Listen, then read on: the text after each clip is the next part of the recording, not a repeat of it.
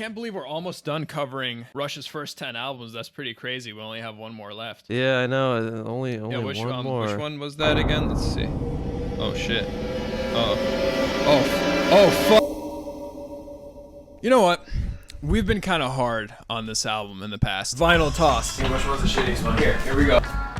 I had kind of an awakening during my re-listening, and I think this album is underrated. Not only is this not Rush's worst album, it's actually their best out of their first 10. This is the best album of all time. Every second of this album is a masterpiece. It's underrated. I Think I'm Going Bald is lyrical genius, and anyone who disagrees with my opinion is Hitler. This is a 10. A 10 out of 10. No matter what anyone says, this is a 10. This is not just a 10, it's a Primus, and then after it's done being Primus, it's a 10 again.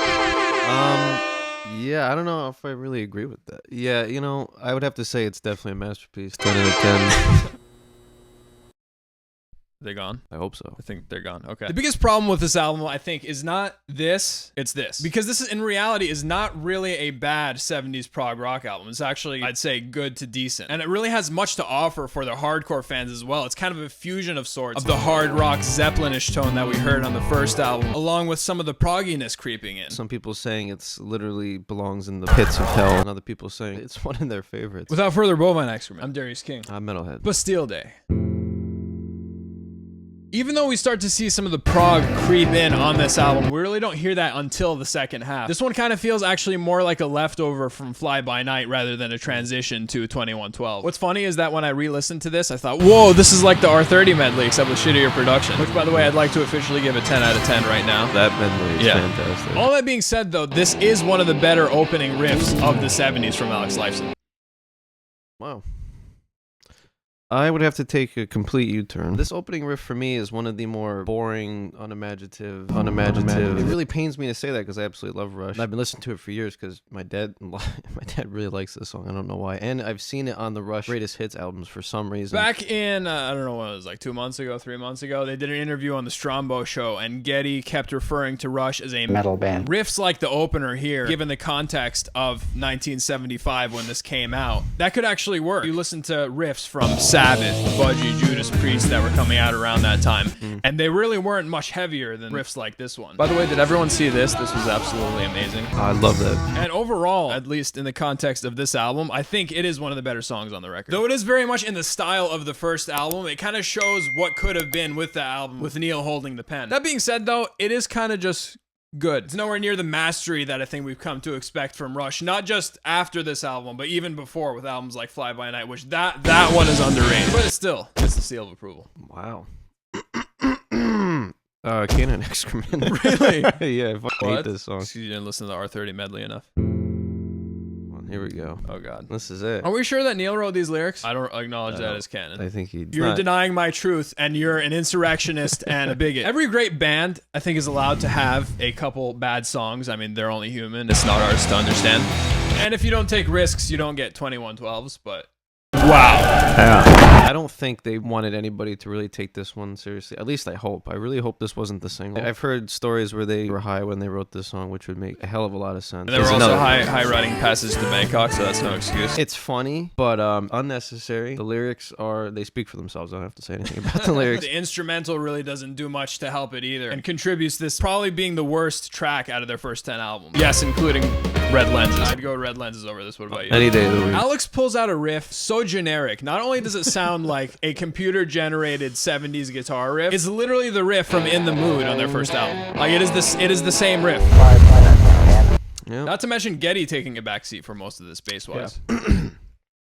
I have nothing else to say about this song. So, no, it's not pots and pans banging together, and no, it's not Trout Mask Replica.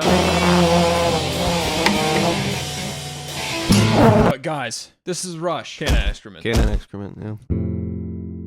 God, that's better. Lakeside Park, willows in the breeze. That's better.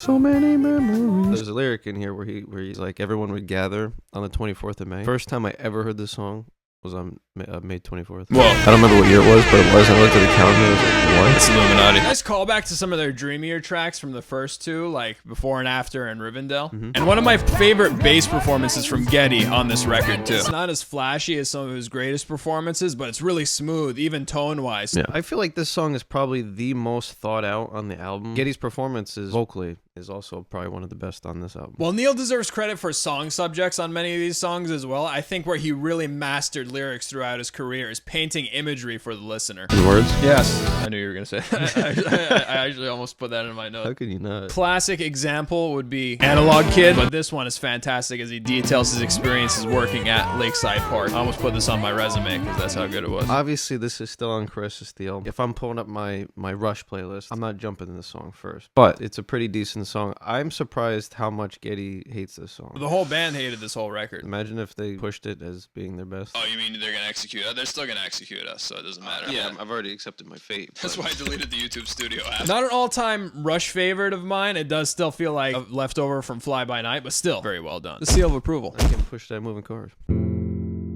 I did go through a Necromancer phase a couple months ago. I think I was telling you about it. Necromancer walks through the park, and she's the little willows. I don't know if it was back in the day or recently, but they called this album one of Rush's more unfocused, and I don't think there's a better example on this record than these last two songs. For example, I love where this song is heading in the beginning, where they have this really smooth, dreamy Pink Floyd vibe with so many details and sound effects that they add in as well. And then you hear The Necromancer walks through the park. instantly, every single neuron in my entire body is firing for the skip button. As soon as I hear that, I'm like, turn this off. This song has some really awesome, strong points. And then they fucking throw that. It's what, like 3 times he does that? Yeah, Or I mean, twice? You pretty much just read all my notes for me, so I have nothing left to say. Oh, God. So yeah, there's the goofy narration, but I can kind of see past that. But the directions that we go in, too, it's like, okay, cool, we got this cool, dreamy Pink Floyd vibe going. Then we smash directly into a tree head on, like Kim Wexler style. That then takes another 180 into a high-octane stop and start section. I live for variation in songs, especially the 20-minute epics that Rush and Dream Theater have mastered over the years. But with those, they take these totally contrasting ideas and they blend them together so well, you don't even know where the first part of the song stops and it starts.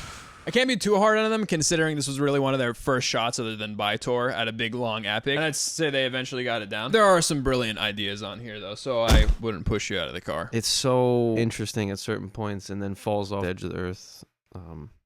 It's World, Black Sabbath. Yes. Off the edge of the world. Middle of the road.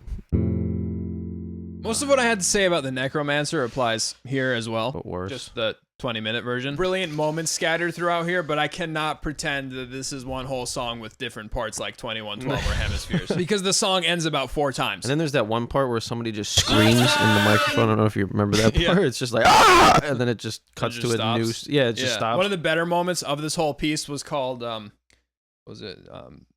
Dicks and Nipples or something, where Neil absolutely loses his mind and unleashes one of the better performances up to this point of his career. Except, why were the drums in mono? He's shattering the earth with these fills, and it's just in one place. It just sounds like you recorded him in the garage. It sounds like he was us doing the subdivisions cover and recording him with one microphone. However, the third brand new and totally unrelated song on this song features some of Alex's best work on the record, including the haunting arpeggios followed by the riff that follows the vocals during the verse nicely. That acoustic outro almost foreshadowing of parts of 2112. But the disjointedness is really what stops me from coming back to this song more often. I would not push you out of the car.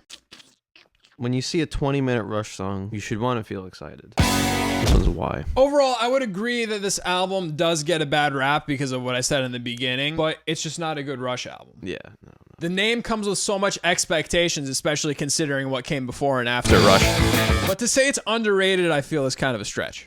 Yeah. This album was a necessary evil. It's the growing pains of what would make Rush legendary. I respect the experimentation in this album, and I understand its importance, but I just don't ever want to listen to it again. If I were discovering Rush in the 70s and I knew nothing about the band, and I picked up this record over this one, can you see that?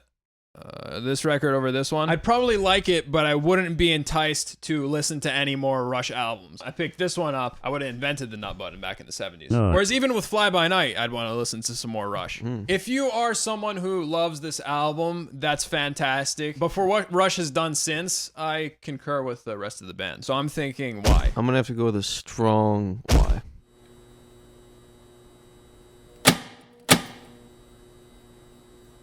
Ooh.